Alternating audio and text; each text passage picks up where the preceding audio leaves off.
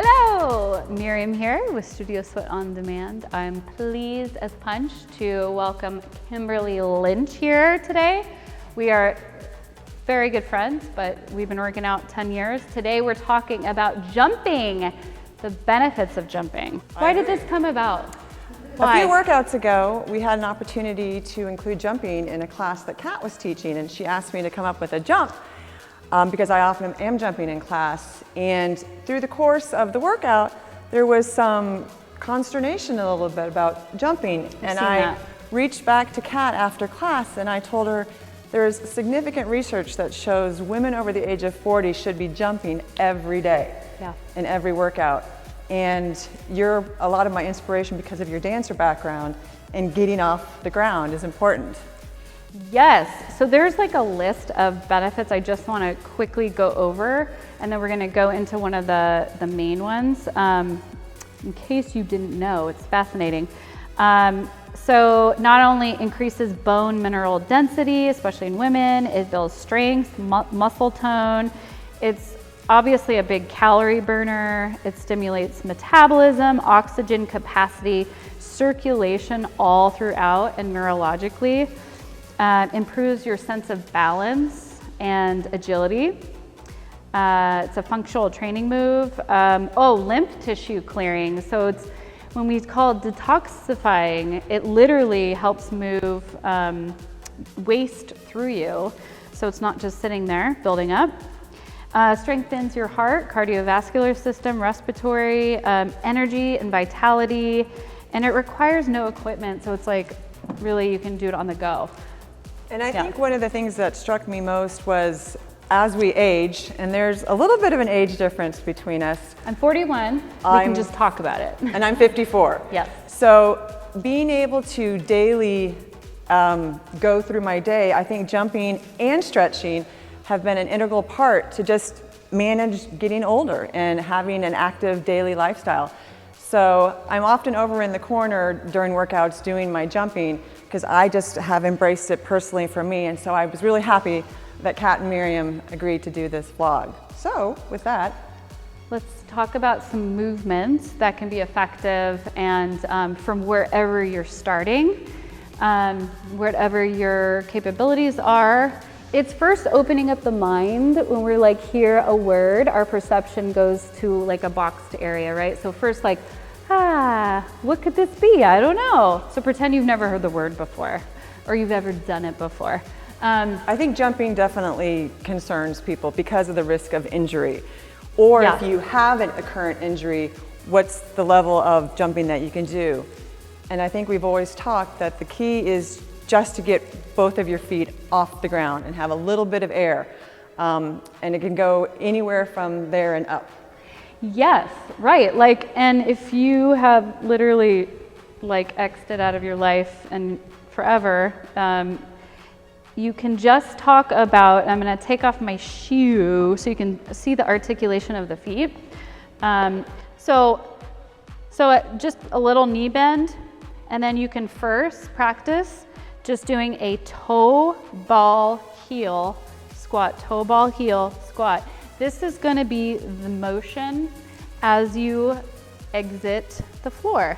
So first starting with one foot just to get the dynamic of it.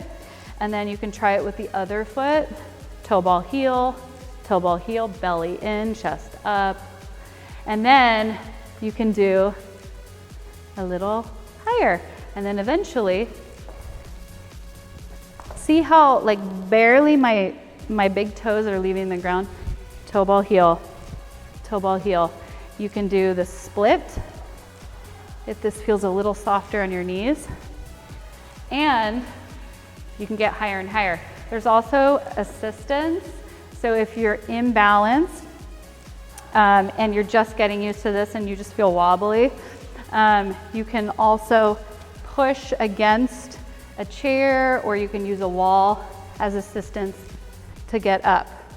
So do you have anything to add to that? Well, and I think knowing that as we age, particularly for women, our bone mass density will start to decrease significantly after menopause. And I am post-menopause, woo, my husband's really happy that it's over. So with that mindset, I've always tried to incorporate some level of jumping just to give myself a leg up. So there's longevity in the ability to work out. I think what, bone mass peaks at what age? 25. 25. There is a time where you can capitalize on bone mineral density when you are pregnant, but like other than that, that's kind of it. It's just going to decline or maintain. So I have another jump in mind for you too. I talked about kind of the parallel hip, knees, and ankles. If you're doing the split or you're doing it narrow or wide in this parallel position, you can also do the plie. So, I mean, dance, this is like our home right here in the plie. So sometimes this feels a little gentler on the back, doing a jump in the plie position. And do you kind of see how my arms are swinging front and back? So if they're rigid, it feels like harder in a way that's not flowing with your body. This can propel you up more. So this is giving you a little bit more elevation. So you can kind of try with the arms naturally first, or you can try the assistance, or you can try just the 1 foot first. And then, do you want to talk about the isometric hold? Right. That 30-second. There was a study done that Kimberly wants to share. So a lot of the genesis of this discussion was that it's not necessarily rapid jumping. That's what you can get out of running and jump roping. But for bone mineral density to expand over time, it's actually jumping with an interval of 30 seconds break. So that in and of itself is not a bad thing. So we were talking about options to how do you still work out during those 30 seconds. And here at Studio Sweat, we do a lot of different things throughout the course on the floor, and then you just throw in a jump. For instance, like you could do a single leg stand, core engagement, stabilization, hold this for 30 seconds, jump. There's a lot of varieties. I mean, you can be creative, you can find a lot of different ways to just get that foot off the ground. And Kat mentioned too, I love this one. This is probably one of my favorite ones because it feels so good on my side body and my QL, which is the quadratus laborum, which gets so bound on me, is the skater. So I am leaving the ground and I'm leaving actually my foot up and back. And then if I swing the arm, it's like this nice long stretch too. You can get higher, you can get longer. So there's so many beautiful options. The single leg jump I've had to work on, but actually neurologically it works on like your brain. So jumping side to side on 1 foot and also moving side to side. That's also very helpful cognitively. So many benefits there. Go in different planes of motion once you get the hang of it. And then just wrap your mind around like trying to think of the up-down motion, not staying so stationary. We all have a starting place, so of course start where you're at, but I want you to think about that explosive movement. It's vital and vibrant, also really fun. And thinking about equipment that could be helpful, sitting on a BOSU, sitting on a step, sitting on a chair, and exploding up even. So that's an option. Using something soft on the ground to help pad and cushion the landing. But just think. There's a starting place for everyone. And then it leads to a jump, and then maybe you get to the tuck jump. Yeah. And it's a beautiful thing. And I think there's a lot of fear. Am I going to injure myself? Could this exacerbate a current injury? So I think we're going to bring in our friend Tasha, and she's going to show us a few things. She's post-injury. Yes. Thanks for coming, Tasha. Sure. Do you want to talk a little bit about your experience with your injuries and? Sure. I've always had a very active lifestyle, and I still love to do mountain biking, hiking, all sorts of things. But I have experienced some pretty significant injuries. I have dislocated a kneecap while wakeboarding, and tearing all the tendons. And then I have torn my ACL on the other leg while snow skiing and destroyed the meniscus. So I'm a little tentative when it comes to jumping and will often modify and just find another way to just make it a little easier or lower impact on my knees when they're bothering me. Can we also mention your age? Because I think that's important, because I know many of you are so intimidated. Of course, I'm 52. Yeah. Okay, thank you. Absolutely. I love just putting it out there. Get it out there. Yeah, get it out there with injuries, but being creative about your movement. Because I don't want to stop moving. That's the last. Option. Yeah, I want to hear, like, what's your mindset if we're sitting there doing, like, say we're doing like 180-degree jumps over and over? There are days when I am very comfortable with that, and I'll go for it, and I'll just feel like I'm in the groove. And there are days where I'll say, that doesn't feel right. I'm going to respect my body. I'm going to listen to what my body's telling me, not what other people are doing. Yeah. And I would say, you know, instead of jumping a full 180, I might just make 2 jumps on it.